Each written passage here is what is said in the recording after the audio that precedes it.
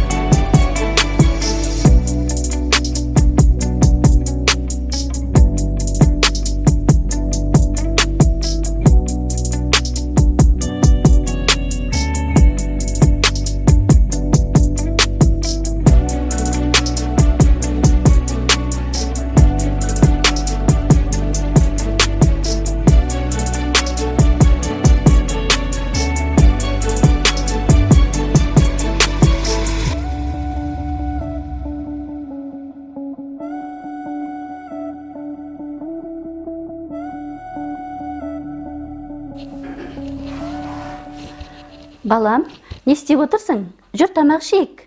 Ой, ішпеймін, қолым бос емес. О не дегенің, балам, тамақ ішіп алшы, мен дайындап қоям онда. Өзің ішерсің, е?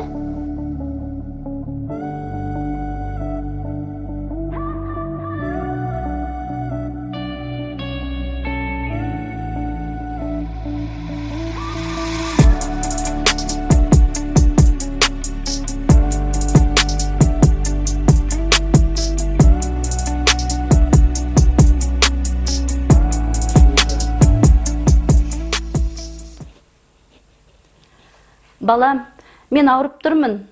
Маған көмектесіп жіберші. Айттым ғой мен сізге қолым бос емес деп. Мазаламашы мен. Кибербуллинг. Интернет әлеуметтік желідегі кемсіту. Интернет қорлық шұғыл не өрескел түрдегі қатыгез мәтінді хабарлама. 11 және 15 жас аралығындағы әрбір 5-ші қазақстандық жасөспірім ай сайын буллингтің құрбаны немесе қатысушысы болады. Бұл әсіресе ұлдар арасында жиі таралған. Егер сіз баланың кибершабуылдарының құрбаны болғанын білсеңіз, сабыр сақтаңыз. Ең алдымен баланы тыныштандырып, оған ештеңеге қарамастан оны қолдайтыныңызды айтыңыз.